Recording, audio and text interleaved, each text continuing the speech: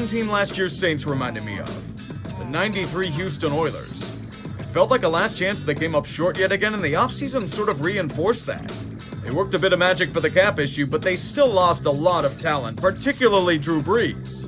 As of now, the Turnover Bakery is opening up a food truck to travel across the land. Perhaps someday he will realize his elite potential. The football gods obviously disagreed. In a swift motion, they took away a lot of what made the Saints great.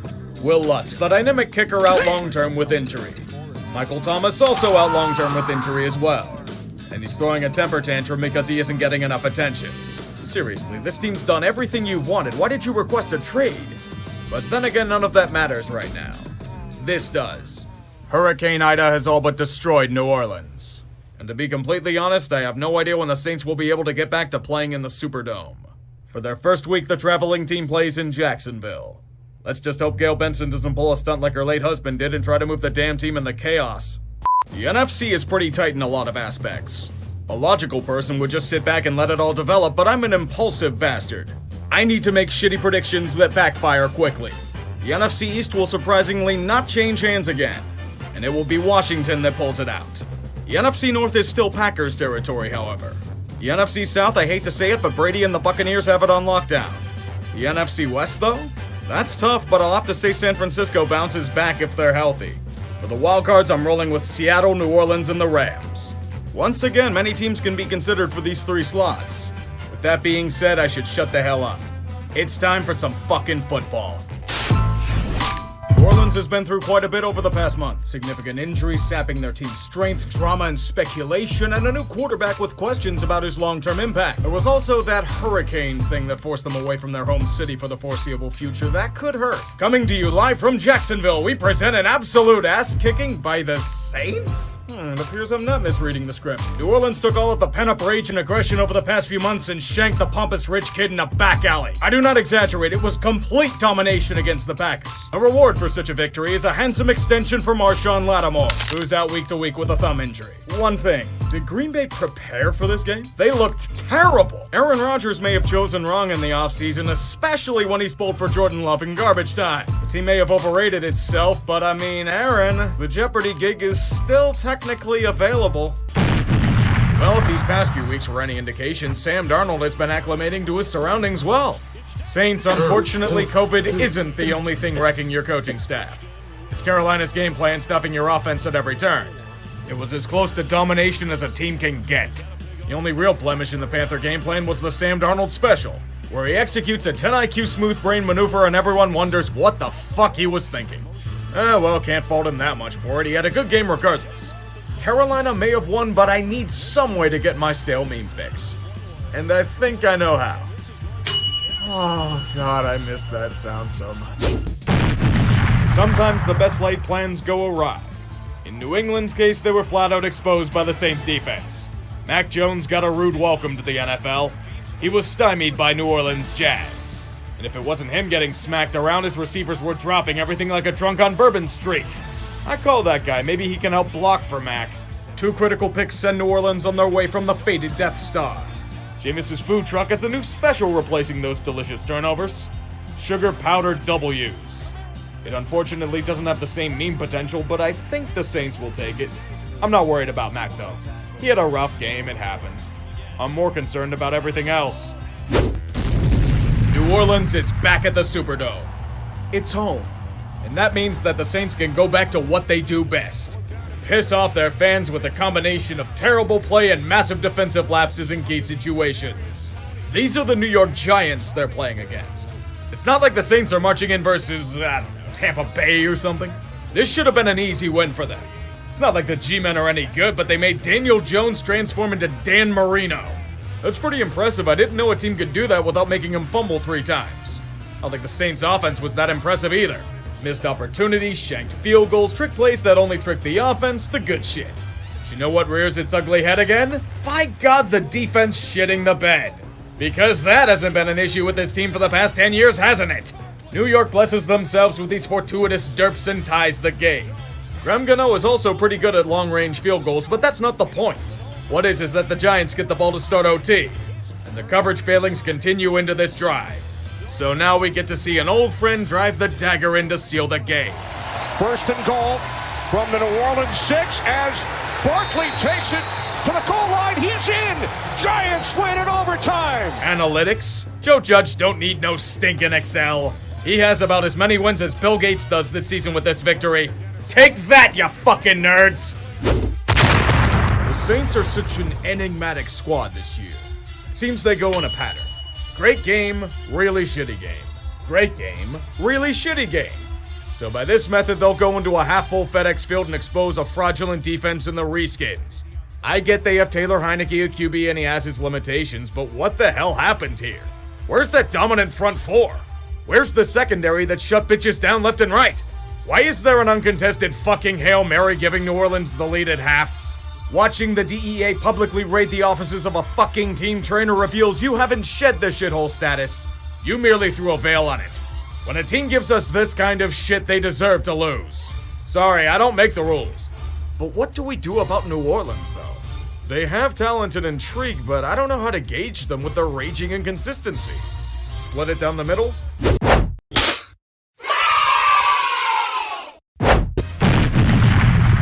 Is this game even worth playing? It's evolved into such a gigantic ball of nothing that it felt like I was eating chips with Olestra.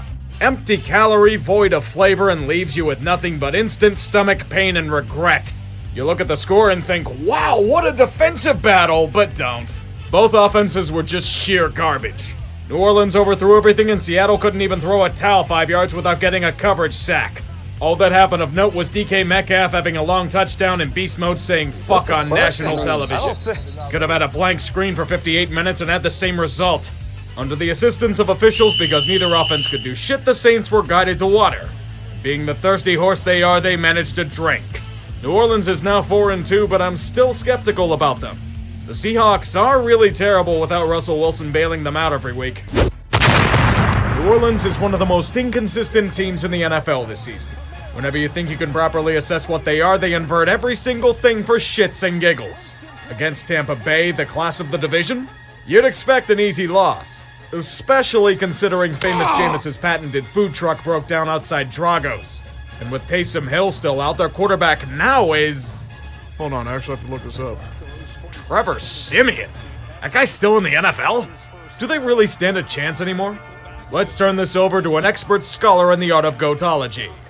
Barry McCockiner. Did you know that Tom Brady is 44 years old? If that isn't impressive enough for you, next year he'll be 45. Let's check out his legendary performance versus New Orleans. Here, Brady throws the ball at least 5 yards to a super tightly covered Chris Godwin. Holy fuck, that's so impressive. If you listen closely, you can hear Brady say, "Get down the field, you stupid bitch!" Brady's first touchdown of the day was orgasmic as he fired an almost impossible 5-yard pass to Chris Godwin, who was then willed into the end zone by Brady's word is on Mike Evans for only being 6'5" instead of 7'5". You might not know that New Orleans has a serious earthworm infestation, so Brady took it upon himself to help out by killing a couple of them with this beautiful throw into the ground. Man, look at Brady's toughness. He takes what is possibly the hardest hit in NFL history here. Unfortunately, he wasn't able to hold on to the ball, but you can't blame him, really. This is 100% on Chris Godwin for not using instant transmission to teleport in front of the defender before the ball got there. In my opinion, this interception should not count. Here we see Brady, under super heavy duress, fire the ball 3 yards to Godwin before Brady uses telekinesis to force the defender off Godwin, who then runs 40 yards after the catch. No other quarterback besides Brady can do this, folks. Appreciate it. This touchdown pass made me ruin a new pair of underwear. Brady fired a bullet, no offense to Alec Baldwin, to this super tightly covered running back, who Brady then willed into the end zone. Name one other quarterback who can make this throw. Oh wait, you can. This is the most impressive touchdown pass in NFL history. If you look up the definition of threading the needle, this is it. I still have no idea how Brady fit this ball in there. He's 44 years old, have I mentioned that? The moment New Orleans went up 2 with 1:41 left, everybody expected Tom Brady to lead a game-clinching drive, and that's exactly what he did, throwing a beautiful touchdown pass to put the game out of reach. The most impressive part, though, was Brady's incredible leadership, as you can see in this screenshot. It's important to remember that it's completely natural for a quarterback to be throwing harder and moving around better at 44 than they did at 24. What a hero he is.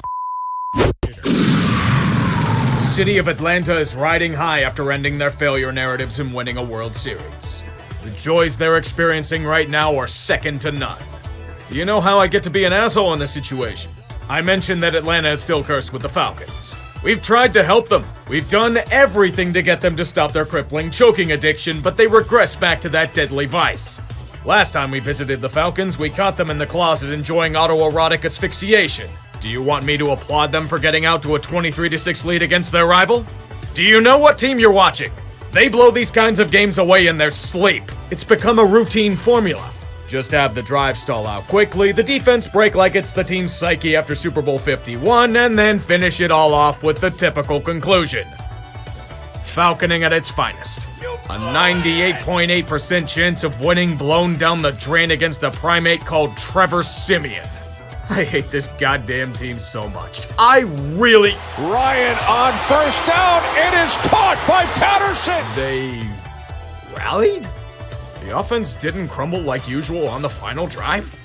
Dear God, the Atlanta curse might really be vanquished. Young Wei-Koo is choke-proof, blowing an easily winnable game to reach a new echelon thanks to shitty secondary play. Sainting at its finest. The Saints can march into Tennessee all they want, but no matter what they do, they'll come up short. It was an uphill battle to begin with against the Titans. But New Orleans keeps getting screwed over due to both themselves and bullshit out of their control. And things were looking okay at first. They scored an early touchdown, but whiff on the extra point. They miss Will Lutz badly, and it shows big time. But time passes, the game's tied at 6, and whoa, looky here! A crucial interception in the red zone. It appears you didn't have a license to disrupt offense, Saints.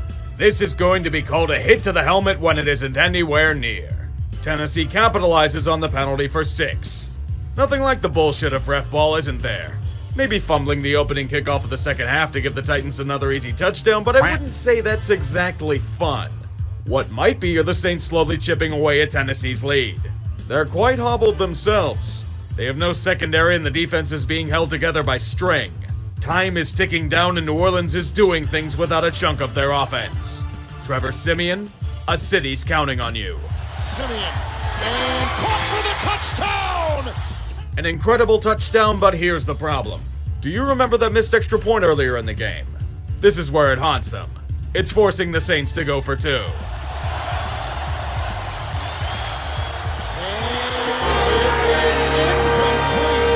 what I mean when I say they desperately miss Will Lutz?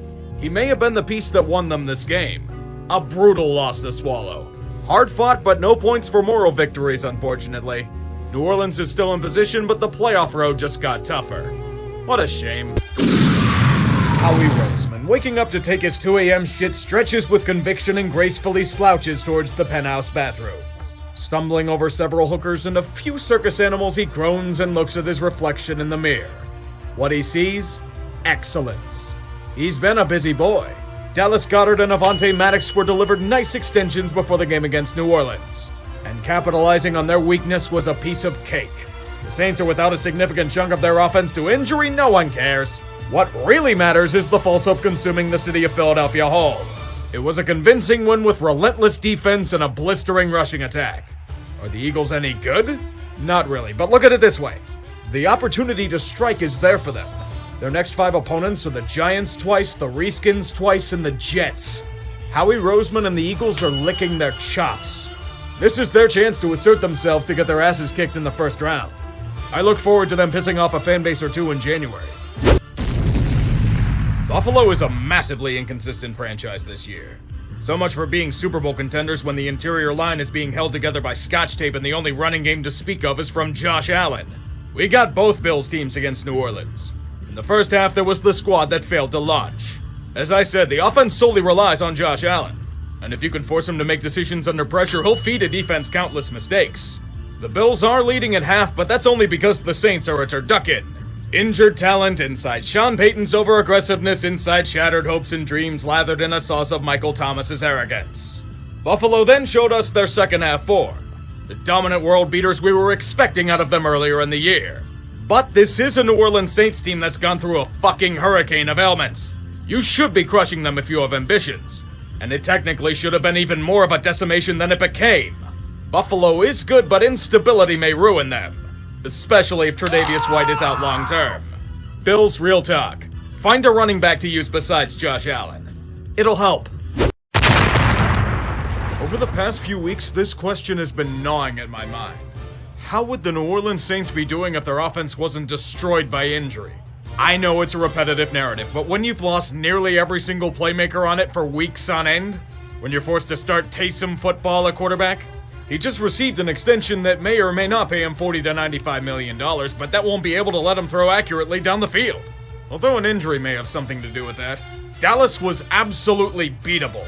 Their potent rushing game stuffed like shrimp against the Saints, but they responded with nothing. Just wasted opportunities one after another. Think of it like trying to give a junkie money to straighten their life out. What do you think they're gonna do with it? They'll throw 4 interceptions so they can get their next fix. Dallas is merely their dealer. The Saints have lost 5 straight and are spiraling to the deep chasms of hell. Jerry's team is a strong defense and earned this win, but all New Orleans can do is pray. Pray for something. I wouldn't say anything because then they'll be flagged on a bullshit blindside block penalty, killing off yet another drive. With both of their division rivals breathing down their neck, New Orleans is feeling the pressure. To have any chance of their fleeting playoff hopes staying alive, they must win against the pushovers. Speaking of which, the New York Jets. They play hard. They try to win, but the Saints are finally getting much-needed reinforcement. Alvin Kamara's back from injury, among others. It's desperately needed, especially as they're stuck with Taysom football as their starting QB for the foreseeable future. Fortunately for them, it's enough to get it done. If it's a stroke of good luck or what, the Saints' defense hasn't been overly destroyed by injury, so they're able to effectively squash whatever attack the Jets have. A crucial win was earned to stop the bleeding for now. In a rite of passage, Zach Wilson is undergoing the traditions that Sam Darnold did before him and Geno Smith before Darnold. The Phi Kappa Jet initiation of ruining quarterbacks. Them being good or not doesn't matter. Those massive injuries New York suffered before the season were a harbinger of what was to come. Can you call these kinds of seasons butt fumbles when they keep happening over and over? We can all agree this year has been insanely fucked for the NFL. Most games like the last one we recap feel like they're on some kind of drug cocktail. It's exhausting to follow this league some weeks. The only benefit is in memes fresh out of the oven. You thought it couldn't get worse. An old friend has reemerged onto the scene. Corona-chan is back from her lengthy vacation and wreaking havoc on every sports league throughout America. The NFL has felt her wrath hard. You may have noticed all the coughing last week. It was for good reason. Over 150 cases in the league over a 5-day span. It's not Pokemon to catch. Coronavirus is running a train throughout multiple organizations. Cleveland and the Rams have over 25 players in COVID protocol. Washington has over 20. Other teams like the Bears, Texans, and Lions are getting wrecked as well. 8 teams are in enhanced COVID protocols. This is the worst case scenario we were fearing last season, and we're seeing it happen in front of our eyes. The NFLPA pleaded with the league for games to be postponed, but of course they waited until the last moment. In a shocker, the Shield cared more about game integrity than cold hard cash. The Saturday Browns and Raiders tilt has been pushed to Monday. Seahawks versus Rams and Reskins versus Eagles have been rescheduled for Tuesday. We have it again in doubleheader form, boys! Tuesday night football! Any chance we can get a Wednesday night game? For all the glorious memes? This was apparently a game that was played. And it was a game that bordered on greatness.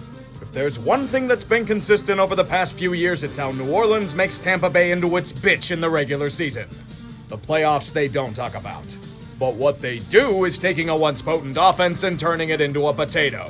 Throughout the land, we hear every hater cheer in unison. For Tom Brady is being mauled by a pack of wild boars known as the Saints defense. With their espionage, we have figured out the blueprint to stopping this menace. All you have to do is injure nearly every good wideout on the roster, double team Gronk, and beat the shit out of Brady in the pocket. Why the hell didn't we think of that earlier? New Orleans may still be reeling on the offensive side of the ball, but their defense is playing some of the best I've seen out of them all season. Show of hands, who expected Tampa Bay to get shut out in this one? Yeah, put him down. Nobody did except maybe Drew Brees.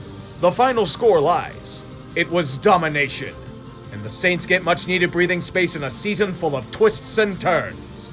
Tom Brady celebrated one of his worst performances with the Bucs by viciously assaulting an iPad on the sideline.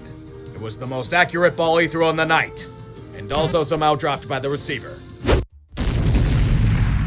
Miami may have had a really shitty start to their season, but they've had one of the most Mickey Mouse bounce backs of any team that has ever returned to prominence. It's praising with faint dams. Look at their schedule during their winning streak and find me a legit opponent on it not named the Ravens. New Orleans, despite their contending status, was as much of an opponent as an old local boxer facing prime Mike Tyson. Do you want me to be stunned at how a team with 22 players in COVID protocol can't conjure a competitive spirit? That list including Trevor Siemian and Taysom Hill? They're forced to start rookie and 90s nostalgia Beatty and book it. He wasn't good, but I can't shit on him that hard. The Saints were starting a scout team O-line and receiving core in tandem. Book was sacked 8 times and ran for his life on most of the other plays. Miami didn't look insanely impressive, but against this shitty competition, it's more than good enough. A 7-game losing streak has been countered with a 7-game winning streak. But their next 2 opponents won't be as easy as this. The real bad news is since Bookit didn't win, we will not be getting a free personal pan pizza from Pizza Hut. It's the true tragedy of this outcome. The fortunate thing is that New Orleans has an incredibly soft schedule to end the year. The bad part is that they still have to win these games to have any shot of securing a playoff berth. They may be facing Carolina. They may be the epitome of an ineptly run team, but New Orleans has limitations of their own. Their offense has been stuck in quicksand for most of the year. Do you know what the proper solution to that dilemma is? Facing off against an offense even shittier than yours. In the most shocking turn of events, Carolina did not switch out quarterbacks in nearly every situation. Both defenses quickly realized that the best way to win is to force the men behind center to make plays. For Taysom Hill's sake, he did enough. In another surprise, the Saints scored points on back-to-back drives. 11 unanswered points. They can score touchdowns? This is revolutionary in the post-Breeze world. And there's even more good news for New Orleans. The Panthers have to trust Sam Darnold with a final drive. With just 1 timeout left. Darnold intercepted! That ended predictably. With this win, the Saints speak 3 words. I'm alive, bitch. It'll be tough, but if they get some help, they'll sneak into the playoffs. They'll get destroyed there without a quarterback, but false hope is better than no hope, I guess. Think this could be Matt Ryan's final game as a Falcon? All I can think is that he should have a ring, if not for Kyle Shanahan's arrogance and a choke for the ages. What a way to honor his legacy in Atlanta than with another painful reminder that the Falcons are doomed to failure. Let us consider the following. Taysom Hill was forced out of this game early due to a Lisfranc injury. Poor bastard might lose his scrambling ability as a result. The poor bastards in attendance will have to suffer through Trevor Siemian. In a testament to their futility, he dominates against what's left of the Falcons' defense at this point. It's not much of a contest. The Saints do what they need to do and stay alive thanks to picking apart their rival with divine intervention. But even then, they cannot control their own destiny. They must wait for the Rams to do their part and finish the job. Watch Stafford go deep and picked off. Intercepted by Ambry Thomas. Thus leaves the Saints on the outside looking in. I can't fault New Orleans for the season they've had. Injuries decimated them on offense. The fact that we're even in this race for this long is a damn good coaching job for what it's worth. I'm proud of them in a way. I don't want to do this, but rules are rules. And death cares not for hardship. New Orleans Saints eliminated. This has been a season. So many twists and turns that it's hard to conceive with the naked eye. If you were looking at this year seriously, it was absolutely exhausting. But do you know the true bounty to cherish? The memes. It was fucking gold for this economy. Thanks to incredible collapses, fantastic comebacks, Urban Meyer's coaching tenure, and whatever the fuck Antonio Brown did in the Jets game. This is going to be one of the bigger what-if scenarios in this NFL era. A team that had been consistently blessed with elite talent, but whose only consistency was in brutal playoff failures. Yes, they have a Super Bowl ring, but it's been over a decade since then. This league is one that says, what have you done for me lately? In terms of the Saints, this year was a painful reminder that playoff windows usually fade with a whimper. Injuries destroyed them. They were without a significant chunk of their offensive weapons. Sometimes, in the case of Mike Thomas and Will Lutz, for the whole season. New Orleans was somehow in the playoff race, but let's be real. Their hopes died the moment famous Jameis tore his ACL. They lacked a legitimate backup option to carry them anywhere notable. Taysom Hill is good in doses, but that's it. What else is there? Trevor Siemian? Throwing to those practice squad receivers? Behind that ragtag O-line? Nothing was more anti-football than watching them be forced to play down over 20 men against Miami. The less said about that COVID bullshit, the better. As they miss the playoffs due to the Rams fucking up, the time to pay the piper has come due. Constant restructuring has left the Saints about $65 million over the cap. Rumors of longtime vets being cut spread like disease, but the real loss will be felt off of it. Sean Payton is leaving the organization. Burnout has gotten the best of him, and he's taking time off to pursue other passions in life. Dennis Allen is replacing him to retain continuity, but this is why you can't squander opportunities when you have them. Because you end up like New Orleans. It might be a long and dark road ahead. Hope you find a lantern somewhere.